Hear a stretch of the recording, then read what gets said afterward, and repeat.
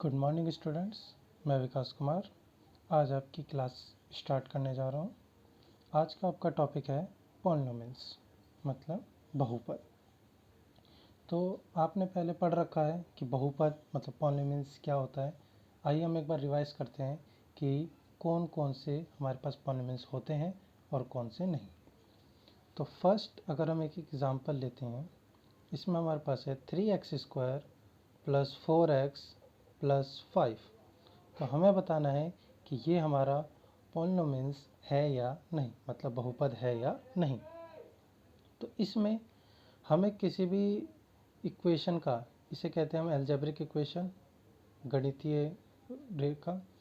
तो इसका हमें कोई भी पॉलिनोमियल्स बताना हो कि ये है कि नहीं या बहुपद है कि नहीं, तो उसके लिए हमें क्या करना होता है, हमें यहाँ पे ये जो आपको x दिख रहा है इसे हम कहते हैं वेरिएबल, मतलब कि चर राशि, जिसकी वैल्यू हमेशा हर कंडीशन के हिसाब से बदलती रहती है। तो अगर इसकी पावर, ये जो है ये पावर, ये घात, अगर ये हमारा नेचुरल नंबर है तो हम ये कह सकते हैं कि ये जो सीरीज है, जो ये अलजेब्रिक एक्सप्रेशन है, ये हमारा पॉलिनोमियल्स मतलब बहुपद है। जैसे हम एक एग्जांपल लेते हैं, एक और 3x⁻² + 4। इसमें हम क्या देख रहे हैं, इसमें हम ये देख रहे हैं कि x की पावर, जो वेरिएबल है इसकी पावर -2 है। -2 हमारा नेचुरल नंबर नहीं होता है, तो ये जो है ये हमारा अलजेब्रिक एक्सप्रेशन जो है ये हमारा पॉलिनोमियल्स मतलब बहुपद नहीं है। तो इस तरीके से हम किसी भी अलजेब्रिक एक्सप्रेशन का पावर देख के ये बता सकते हैं कि वो अलजेब्रिक एक्सप्रेशन हमारा बहुपद है या नहीं है। आइए एक और एग्जांपल लेते हैं, इससे आप ज़्यादा अच्छी तरह और समझ पाएंगे। हमारे पास है 7/4 x² + 3। इसमें हम क्या देख रहे हैं कि x की पावर 2 ये हमारे पास नेचुरल नंबर है, और ये जो है हमारा कोफिशिएंट, जिसे हम कहते हैं गुणांक हिंदी में, ये हमारा फ्रैक्शन में है। तो ये नेचुरल नंबर हमारे पास नहीं है, ये रेशनल नंबर है। तो अब हम ये क्या बता सकते हैं, ये हमारे पास जो है अलजेब्रिक एक्सप्रेशन, ये हमारा पॉलिनोमियल्स है या नहीं। बिल्कुल ये पॉलिनोमियल्स है। क्यों? क्योंकि हमने बात किया है सिर्फ और सिर्फ हम वेरिएबल, जो हमारे पास चर राशि है, इसकी सिर्फ और सिर्फ हम पावर देखेंगे। अगर हमारे पास पावर नेचुरल नंबर आता है तो ये पॉलिनोमियल्स है, नहीं तो नहीं है। तो इसलिए ये एक पॉलिनोमियल्स है। ये हमारे पास x की पावर नेगेटिव थी तो ये पॉलिनोमियल्स हमारे पास नहीं है। और इसमें हमारे पास x की पावर 2 नेचुरल नंबर, और यहाँ पे भी हम देख रहे हैं x की पावर 1, ये भी नेचुरल नंबर है, तो ये भी हमारा एक पॉलिनोमियल्स है। हमें क्या करना होता है, पॉलिनोमियल्स देखने में हमारे पास जितने भी वेरिएबल होते हैं हम सबकी पावर देखते हैं। अगर किसी एक की भी पावर हमारे पास अगर नेगेटिव आ जाती है या नेचुरल नंबर नहीं होता तो पॉलिनोमियल्स नहीं होते हैं। आइए एक एग्जांपल समझते हैं। हमारे पास है 7x⁴ + 6x⁻² + 3। तो क्या ये पॉलिनोमियल्स है या नहीं। इसमें हम देखते हैं कि पहले वाले वेरिएबल की पावर नेचुरल नंबर है, तो यहाँ तक तो ठीक है कि ये हमारे पास पॉलिनोमियल्स हो सकता है। आगे हमने बढ़ा तो हमारे पास अगला वेरिएबल x है, इसकी पावर हमने देखा ये -2 है, ये नेचुरल नंबर नहीं है। तो हमारे पास इस एक्सप्रेशन में, इस इक्वेशन में हमारे पास एक में x वेरिएबल की पावर, चर की घात, नेचुरल नंबर है और दूसरे में नहीं है। तो ये हमारे पास पॉलिनोमियल्स नहीं होगा, क्योंकि पूरे के पूरे इक्वेशन, पूरे समीकरण में जितने भी वेरिएबल चर की घात है वो नेचुरल नंबर होना चाहिए। अगर कोई भी एक नेचुरल नंबर नहीं होता है तो वो पॉलिनोमियल्स नहीं है। एक लास्ट एग्जांपल से और समझते हैं। 6x⁻7 + 8x⁻−4 + 7, ये बताइए कि ये पॉलिनोमियल्स है मतलब बहुपद है या नहीं। तो इसमें हमने देखा कि पहले वाले में एक्स की पावर नेचुरल है, ठीक, पॉलीमिल्स हो सकता है, बहुपद हो सकता है। और दूसरे में एक्स की पावर -4 है, नहीं, ये नेगेटिव आ गया, तो ये पॉलीमिल्स नहीं है, मतलब बहुपद नहीं है। तो आपको ये समझ में आ गया होगा कि किस तरीके से कोई भी अगर हमारे पास समीकरण, बीजीएस गणितीय समीकरण या एल्जेब्रिक एक्सप्रेशन अगर हमें दिया जाता है तो हम उसे कैसे फाइंड आउट करते हैं कि वो हमारे पास पॉलीमिल्स मतलब बहुपद है या नहीं। तो अब आगे हम समझते हैं कि किस किस तरीके के हमारे पास पॉलीमिल्स मतलब बहुपद होते हैं।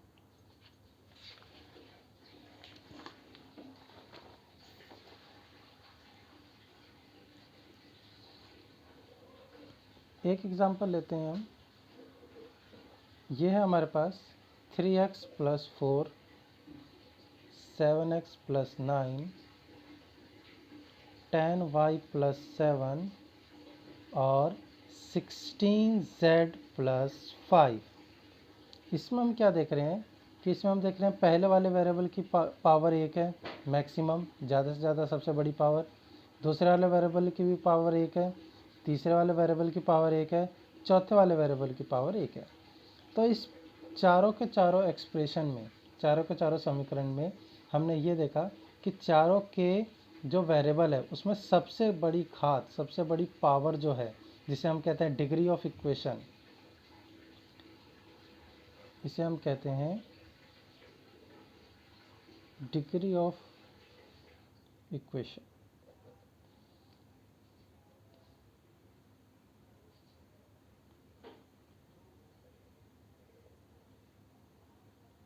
समीकरण की घात। तो हमारे पास जो डिग्री ऑफ इक्वेशन है, समीकरण की जो घात है, ये हमारे पास x की पावर 1 है, मतलब सब पे x की पावर 1 है, x की पावर 1, y की पावर 1, z का, तो सब पे पावर 1 1 है। तो इस टाइप के हमारे पास एक्सप्रेशन जो होते हैं उसे हम कहते हैं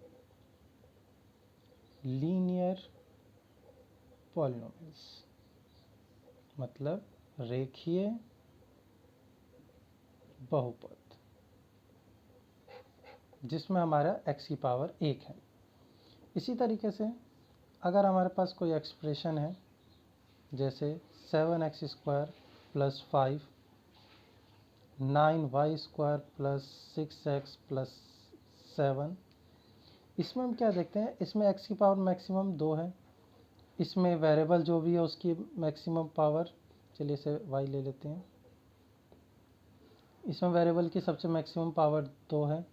तो इस तरीके के एक्सप्रेशन को, इस तरीके के समीकरण को हम कहते हैं क्वाड्रेटिक पॉलिनोमियल्स, क्वाड्रेटिक पॉलिनोमियल्स, मतलब द्विघातीय बहुपद। इसी तरीके से अगर हमारे पास एक्सप्रेशन की सबसे ज़्यादा पावर 3 होगी, मैक्सिमम पावर जिसे कहते हैं डिग्री ऑफ इक्वेशन है समीकरण की घात, तो हम उसे कहेंगे क्यूबिक पॉलिनोमियल्स, मतलब त्रिघातीय बहुपद। तो इस तरीके से हमारे पास जितने भी पॉलिनोमियल्स होते हैं, बहुपद होते हैं, उस शेप की कैटेगरी बांटी गई है कि उसे अगर सबसे मैक्सिमम पावर 1 हो तो उसे हम कहेंगे लीनियर पॉलिनोमियल्स।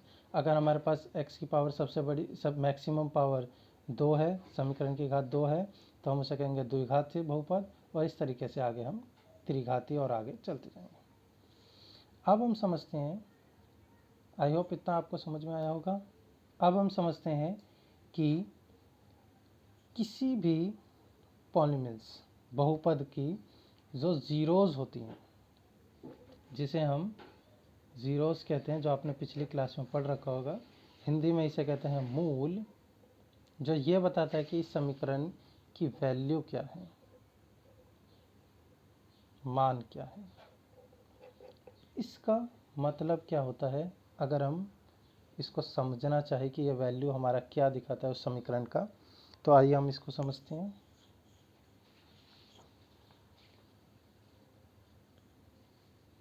हमारे पास एक क्वेश्चन है जो है हमारे पास y = x + 4।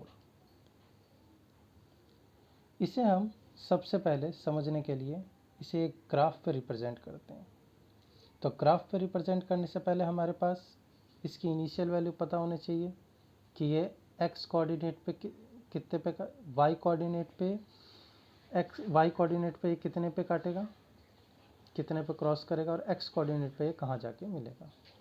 तो इस चीज़ को करने के लिए हमारे पास एक मेथड होता है जो आपको पता होगा कि इस एक्सप्रेशन में, इस समीकरण में हम पहले y इक्वल टू 0 रख देते हैं, मतलब y की वैल्यू 0 पुट कर देते हैं।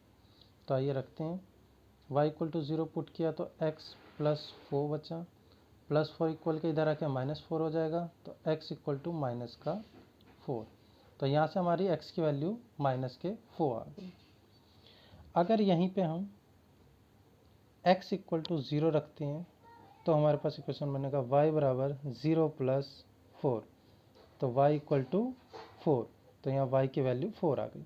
मतलब कि अगर हम इसे ग्राफ पे रिप्रेजेंट करेंगे, कोऑर्डिनेट पर रिप्रेजेंट करेंगे, जिसे हिंदी में चतुर्थांश कहते हैं, तो इसमें x के कोऑर्डिनेट पे ये -4 पे काटेगा और y कोऑर्डिनेट पे +4 पे काटेगा। आइए देखते हैं कैसे करेंगे। ये हमारे पास कोऑर्डिनेट होता है जिसे हिंदी में चतुर्थांश कहते हैं। x positive, x dash negative, y positive, y dash negative, और यह होता है हमारा सेंटर। यहाँ से हम 4 ले लेते हैं, 1 2 3 4 पॉजिटिव के हैं ये। इधर से हम नेगेटिव का ले लेते हैं, -1 -2 -3 -4, 1 2 3 4, -1 -2 -3 एंड -4। हम इसे 4 लिए, आप आगे भी ले सकते हैं। तो सबसे पहले हमारे पास क्या है, x की वैल्यू -4, तो -4 ये रहा x कोऑर्डिनेट का, और दूसरा है हमारा y इक्वल टू 4, तो y इक्वल टू 4 हमारा पॉजिटिव ये रहा। जब हम इन दोनों को आपस में मिला देते हैं तो हम ये देखते हैं कि ये दो कोऑर्डिनेट पे कट कर रहा है। एक तो ये x कोऑर्डिनेट पे कट कर रहा है और एक y कोऑर्डिनेट पे कर रहा है। तो इसका मतलब ये है कि इस एक्सप्रेशन, ये जो समीकरण था हमारा y equal to X plus Y, इसके दो ज़ीरोज़ आ सकते हैं, दो मूल आ सकते हैं। जैसा हमने अभी देखा, पहला मूल हमारा -4 आया, दूसरा +4 आया। तो ये हमारा ये दिखाता है कि ग्राफ पे हमारी जो इक्वेशन है, जो समीकरण है, उसको अगर हम ड्रॉ करेंगे तो वो जितने जगह से कट करेगा उतना उसके ज़ीरोज़ होंगे, उतना ही उसके मूल होंगे। आइए एक और देखते हैं। अगर हमारे पास ये कोई ग्राफ है, इस ग्राफ पे हमने एक समीकरण लिया, उसका ग्राफ कुछ इस तरीके से जा रहा है। तो क्या आप बता सकते हैं इसके कितने ज़ीरोज़ हो सकते हैं, कितने मूल्स हो सकते हैं? तो इसके ये कट कितने जगह कर, पहले जगह x कोऑर्डिनेट पे कर रहा है 1, दूसरा कोऑर्डिनेट 2, तीसरा, थर्ड, 4। तो हमने ये देखा कि ये जो इक्वेशन है, जो ये समीकरण जा रही है, ये हमारे कोऑर्डिनेट को, चतुर्थांश को 4 जगह से कट कर रहा है। तो इसके जो ज़ीरोज़ होंगे, जो हमारे पास मूल होंगे, वो हमारे होंगे 4। तो आई होप आपको ये समझ में आया होगा। अगर कोई डाउट हो तो आप मुझसे पूछ सकते हैं, और इस एक्सरसाइज के जितने अभी हमने सवाल आपको एक्सप्लेन करे हैं, इसके क्वेश्चन आपको डिस्क्रिप्शन बॉक्स में मिल जाएंगे। और लेटेस्ट अपडेट के लिए चैनल को सब्सक्राइब करें। Thank you.